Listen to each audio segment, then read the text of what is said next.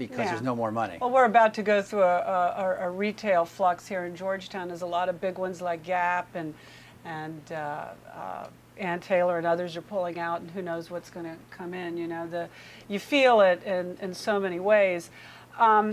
You are in a position probably unique beyond even politicians in this area, and that you're not just looking at D.C., you're looking at Virginia, Maryland, you're looking at this whole metro area.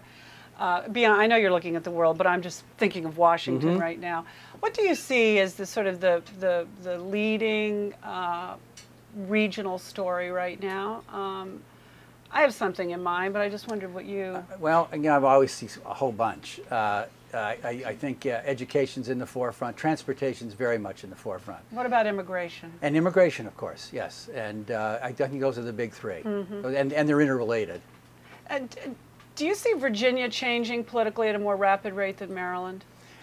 Pockets of it are. Well, Virginia was always. We just saw in the primary that it was different. It was shape-shifting in a way that I think people didn't Northern expect. Virginia is becoming more democratic as it becomes more urban. That's not a surprising thing, and as it becomes more diverse in its population.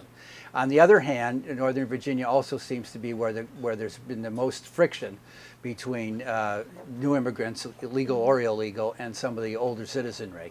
And whether or not that's going to have a kind of, whether that's going to affect what had become a growing Democratic vote there or not is going to be very interesting to see in the fall.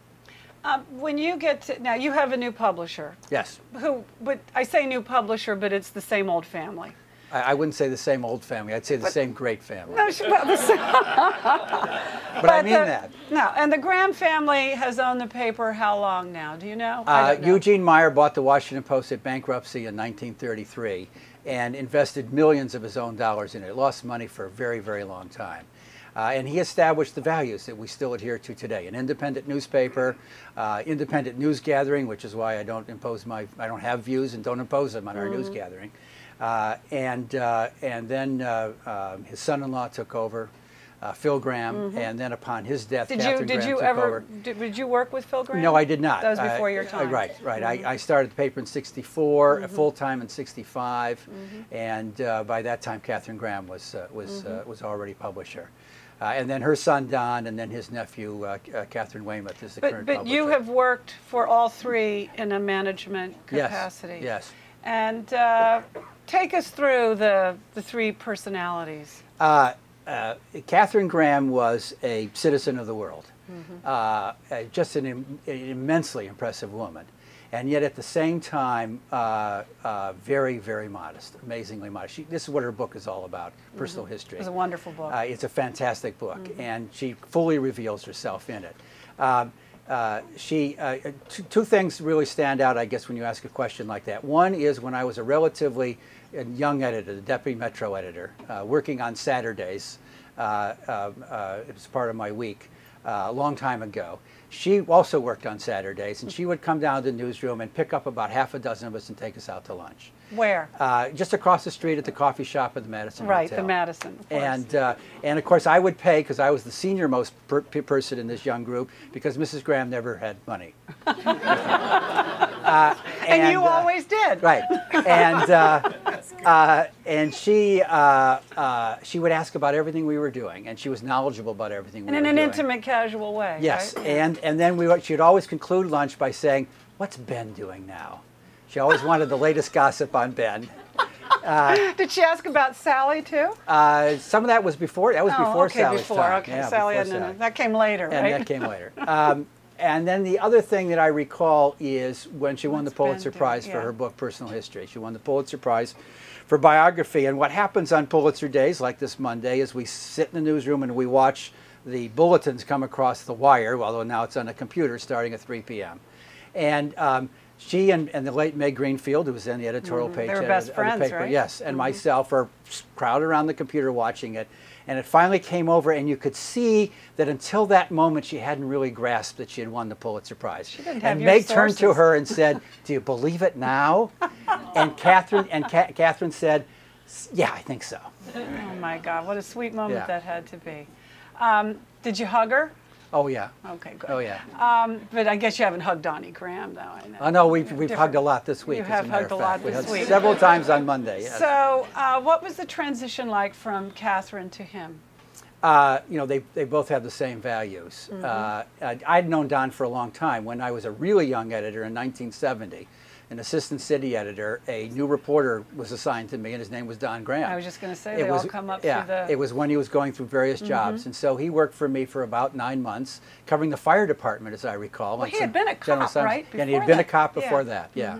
And so that's how I first got to know him. And I didn't cut him any corners or do him any favors, which I guess you remembered. So he took an interest in my career as we went through the years. So you were sort of auditioning in a way, weren't you? Well, that didn't feel like it at the time because I was a relatively new editor. So just keeping up with figuring out how to be an editor was enough of a challenge for me. So you're just another reporter by and large. So we had a lot of contact through the years.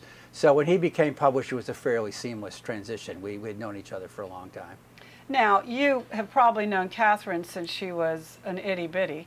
Yeah, but not that well because she was doing other things. She became a lawyer. She worked for Williams and Connolly. Right. So I really got to know her when she came to the newspaper and joined our legal staff. But you all knew she was in the pipeline, so to speak. I wouldn't say before then, not necessarily, no. And she did the same thing, working her way through different... But yes, she never worked in the newsroom because even she and I schemed to have her work in the newsroom, but Don always found, and he needed her in various business positions, and so she never was able to. She was largely in advertising, right? Or yes, yes. After being on our legal staff. When did you two start like getting to know each other, knowing that she would be taking this job? I mean, did you two start? Only recently. I mean, we got to know each other, but in our other roles. When she was vice president for advertising, obviously we had a lot of business to do back and forth about what kind of advertising we put in the paper. Are we going to put?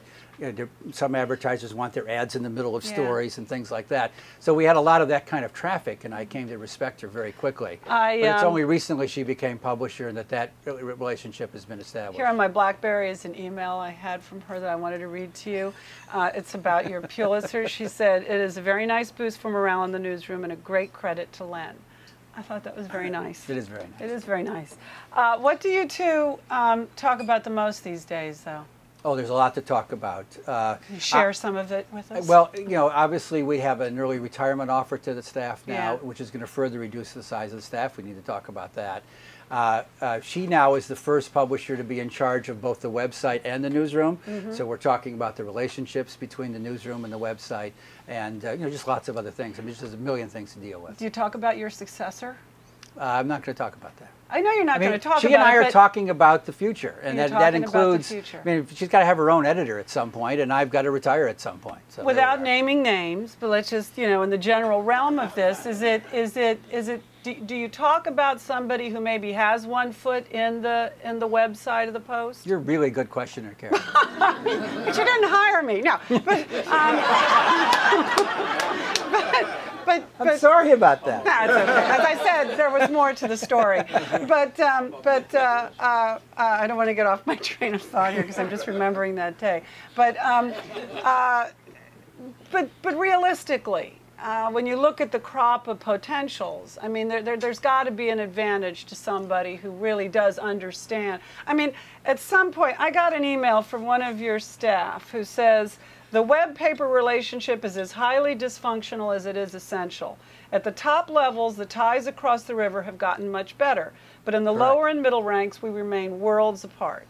I think worlds apart's an exaggeration. This is probably like somebody who works for you. Yeah, it's probably somebody, and it's probably somebody who's had their own difficulties with communication. Right. These are two different cultures. Don and I decided at the outset that culture had to grow up on its own and had to grow up in the web world. I mean, if you turned to me to run a website 10 years ago, that would have been a terrible mistake. So they had to grow up in their own worlds. The newspaper was decidedly unwebby 10 years ago. Yeah. Now the newsroom is very webby. It's full of young people that live in that world and have exciting ideas and so on, and yet they want to do things. And yet there's this other culture across the river at WashingtonPost.com that's in charge of doing those things. Naturally, you're going to have some tensions. Now we're going to bring the two together in some way. I mean, could you ever see having you in the same physical plant? That's possible. These are the kind of decisions that Catherine's going to have to make. Yeah. But certainly, at some point, I'm more involved with them for one thing. I mean, I think our political coverage. You do oversee them. No, I don't oversee them. I work with them, and obviously, since I've been around forever, there's a certain amount of grace that they give me in dealing with them. Yeah.